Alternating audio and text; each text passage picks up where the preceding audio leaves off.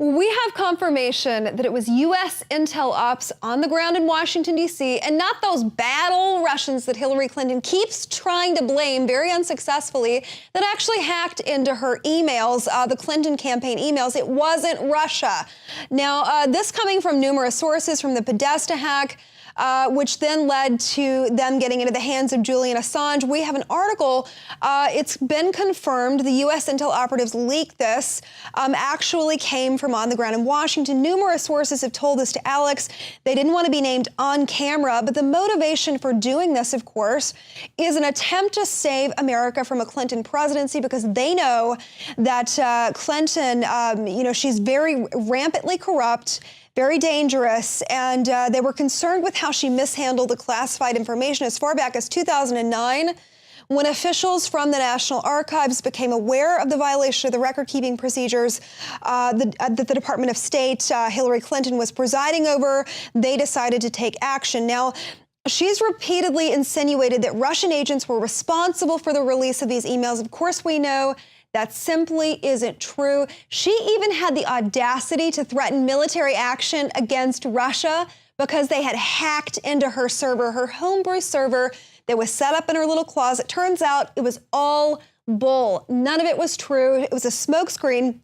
And they were trying to blame the Russians, of course. Now, this was backed up by a British ambassador, Craig Murray, who traveled to Washington for a dinner. He was able to confirm sources on the ground directly that back up everything that we're saying, that it was, in fact, insiders on the ground in Washington and not Russia. Now, former Deputy Secretary of State Steve Pieczenik talked to Alex Jones, breaking a record silence about the coup that is underway in Hillary's camp. We had a civil coup that was initiated by Hillary and her cohorts based on corruption and political cronyism. We had a counter coup, which was initiated several days ago by some of the people in 16 different organizations, as you mentioned.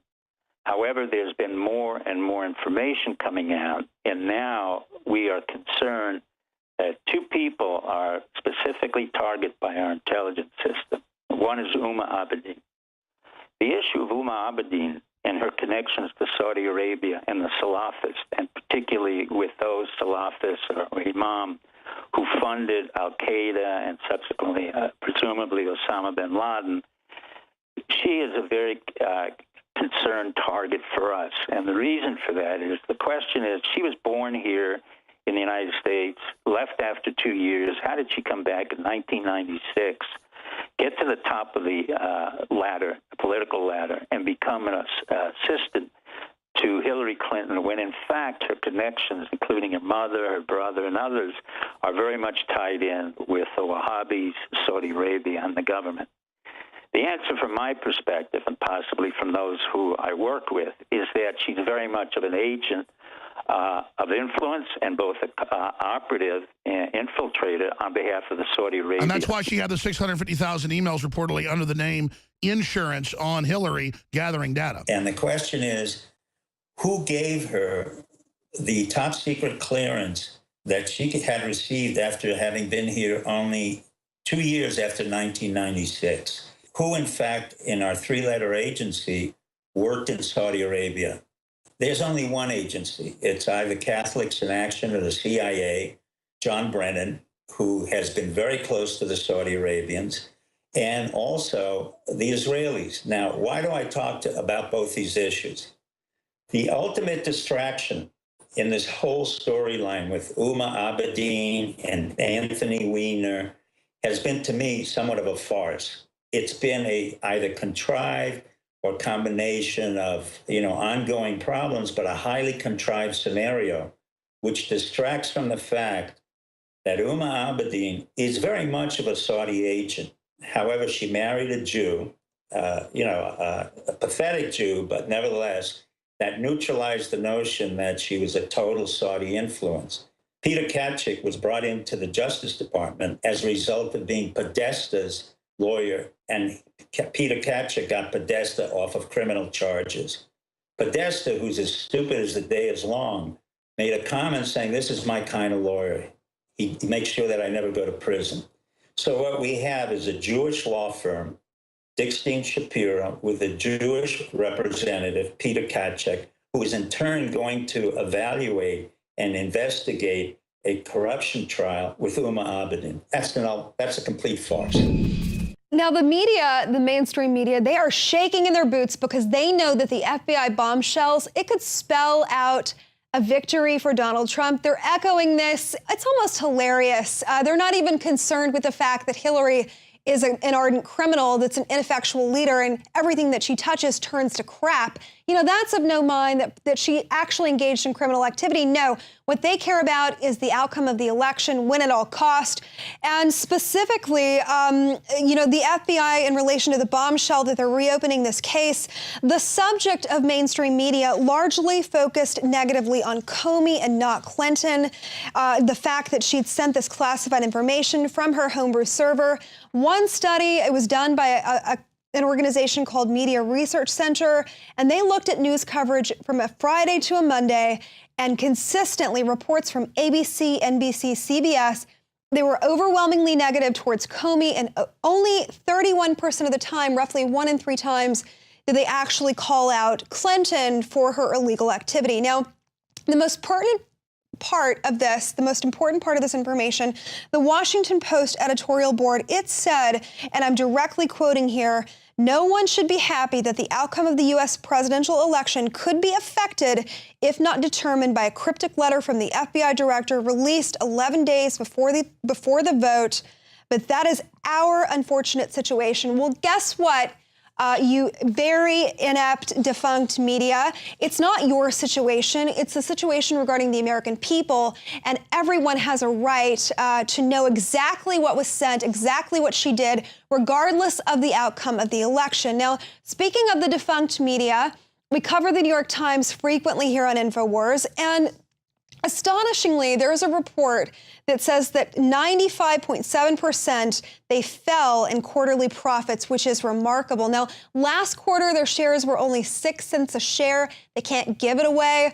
But specifically, their net profit attributable to the newspaper publisher, it fell to $406,000, or just breaking even per share in their third quarter. Now, to read that direct little tidbit of information, you would think that they were on the verge of collapse. Well, according to Mark Thompson, who heads up the New York Times, he's pretty much saying that things couldn't be better. This is what he had to say. He said the quarter proved yet again that the New York Times has a very compelling digital revenue story to tell. We saw exceptional gains in our digital consumer business, more than twice as many as the same quarter last year, and far more than any other quarter since the model launched in 2011.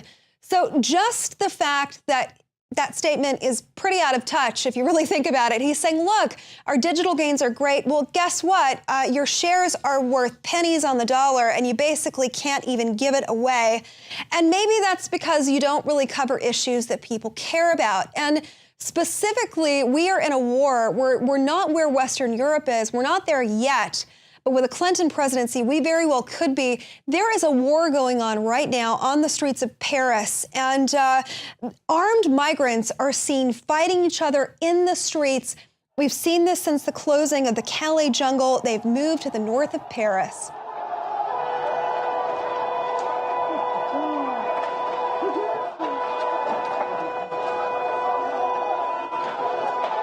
Now, to hear French officials on the ground, they are so out of touch. They actually deny that people from the Calais jungle have migrated, despite the fact that cameras are on the ground, and they're interviewing migrants that actually can speak English, and they're saying, look, we came from Calais, we got a bus ticket or a train ticket, and many of the times, if they can't afford a ticket, they just get on the train anyway. And we've seen what they're doing. Now, that specifically was in the northern part of Paris. It was around the Stalingrad metro, and it was turned into a refugee battleground. What we see are these rival gangs of migrants, and they set upon each other with violence, with billy clubs, rioting in the streets. Meanwhile, pedestrians are simply walking past, victimized by what they're seeing, powerless, helpless to do anything about it. This is falling on Holande's doorstep, and yet he's denying that they have a problem. You know, this situation makes Merkel's immigration policy actually look somewhat organized, which is a really tough thing to say because, wow. But they have a serious problem. Meanwhile, the media and officials, the globalists in charge, no problem, nothing to see here. But normal people with half a brain can actually see that there is a problem. And Putin even remarked on the situation.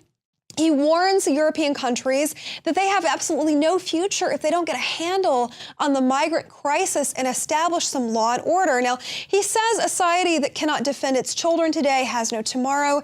He said he's totally bewildered at the fact that European countries are taking in so many migrants, and it's increasing the number of rapes sweeping the continent. Of course, we know that the mainstream media will not cover these rapes. They absolutely refuse to do it. But we covered this specific rape case that President Putin highlights, and it's the case of the 10-year-old boy in Vienna that was raped by an Iraqi refugee. The refugee was ultimately, the charges against him were dropped because they were able to say effectively that the refugee did not know what he was doing to the 10-year-old boy was in fact raped. Now, he claimed he had a sexual emergency and that he didn't understand that the boy didn't want to be raped. Oh my gosh, we are really in for it.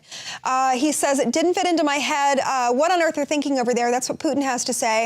And I couldn't agree with him more. The rationale, it's like the inmates are running the asylum, and rape cases like this of this 10-year-old boy, unfortunately, they are a dime a dozen. We hear about so many of them, but you really have to dig, especially in mainstream media, because they completely ignore the fact that this is directly related to the migrant crisis that is underway. And by the way, if Hillary Clinton has her way, she's already said it. She's going to ratchet up the refugee population coming in, non-vetted refugees, mind you, because our Homeland Security Department, it is not equipped on the ground to vet these refugees. She doesn't care. And what's happening in Vienna, this is absolutely what will happen here if Hillary Clinton has her way. And the president of Russia is even remarking on it, saying he is totally bewildered at this fact. Now, we know that regarding the refugee crisis, ISIS has infiltrated military populations, refugee populations, and they are proud of this fact. It is unbelievable. There is one specific article that is so troubling to me. When I read it, I nearly, sick to my stomach doesn't begin to describe it. So the Islamic State, they have this magazine. It's called Nashir now, and they published an article asking lone wolves living in Western Europe and the United States to begin attacking. And specifically, I'm directly quoting, this was written in English as well as Arabic and French. And this is what they had to say. Every soldier fights on the caliphate land in Iraq and Syria, wishes to be in your place, meaning wishes to be in Western Europe or America. We can cut the tail off the snake, but it sooner will grow again. But you have its head. Brave Mosul is bleeding. You should stop its bleeding by carrying out exhaustion operations on the enemy's power and blood. Cut their heads by your own knives. Let us hear your guns blasting their heads. If this doesn't make your stomach turn, and yet our politicians, like Hillary Clinton, they are totally ignoring these facts, because to look at the facts, you know, a moratorium on populations that are coming out of ISIS strongholds, we're not properly vetting them. She knows that. And the globalist in charge, the elitist running amok, wanting our country to go to hell in a handbasket, frankly. They see what's happening on the ground in France and Western Europe. They want it here. This rape case, you know what? When Clinton is in office, God forbid, we will be covering these night after night after night, rest assured. Now, the president took to a stage in Ohio this week, and the nerve of this guy, and forgive me for calling him this guy, the president of the United States, he basically insinuates that if you don't vote for Hillary Clinton, you're a sexist. So if you don't accept her policies, her radical view of immigration, the fact that she doesn't want any borders at all, the fact that she's possibly a Chinese operative, if you don't want her, well, you're just plain old sexist. He takes to a stage, he refuses to call Donald Trump by his name. He calls him the other guy. How disrespectful is that? So I'm just going to start from the top. This is what the president had to say to this crowd. There's a reason why we haven't had a woman president before. the guys out there, I want to be honest. Well, I guess there's a first for everything right there. He's trying to be honest, but then he goes ahead and lies and spins this ridiculous narrative that because she's a woman, she deserves to be president. So he says, there's a reason we haven't had a woman president before, and we have to ask ourselves as men, because I hope my daughters are going to be able to achieve anything they want to achieve, and I know my wife is not just my equal, she's my superior. Well, isn't that sweet? We all want men to love their wives, but the way he's going about this, playing the woman card, it whiffs of desperation. It reeks of desperation. Vote for me. I have a you-know-what. That's her only selling point. And look, celebrities are taking to the airways in this desperate, hilarious attempt. They're saying, look, we know you don't like her. We know she's hard to stomach. We personally can't stand her either. But please, please, please go out and vote for her anyway. She's a woman, for crying out loud. And the president, the audacity of him, to say that Hillary is electable simply because she's a woman, well, that's absurd. And then he says, the guy is going to be your champion, referring to Donald Trump. Don't be bamboozled.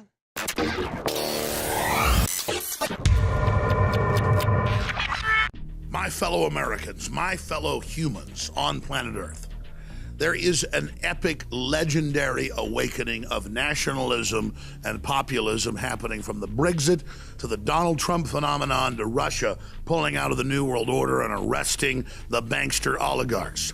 Humanity's will for self-determination and freedom is expressing itself. The great classical liberalisms of Thomas Jefferson and Francis Bacon are reawakening right now. And it's because of the historical times we live in that InfoWars is going to embark on an unprecedented 52-hour broadcast. We've done 24-hour broadcasts before, but we've never gone 52 hours. This Monday, from 11 a.m. Central, right through Tuesday, right into Wednesday, when the Wednesday show ends at 3 p.m. Central, we will broadcast for an unprecedented, legendary, over-the-top 52 hours live. The second great awakening is taking place. We are in the dawn of a new era of renaissance, of rediscovery and human liberty. Donald Trump, the Brexit, InfoWars, Matt Drudge, Breitbart, WorldNet Daily, and so many others are only one small manifestation in the fire of liberty that is now exploding across the globe. You can see it in the news. You can feel it. You can witness it on the street. History's happening. They always say this election is the most important in our lifetimes, and we laugh it off. I wouldn't even get involved in past elections because they were so clearly frauds. This one's the big kahuna. A clear demarcation line, a crossroads between nationalism and tyranny, between Americanism and globalism. That's why we're doing this one time and one time only, because history's happening.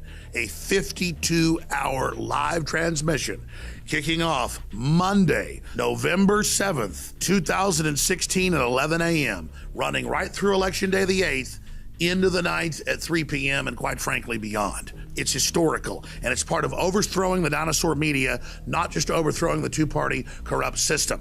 I want to see 10 million viewers tune in over the 50-plus hours, and that's where you come in.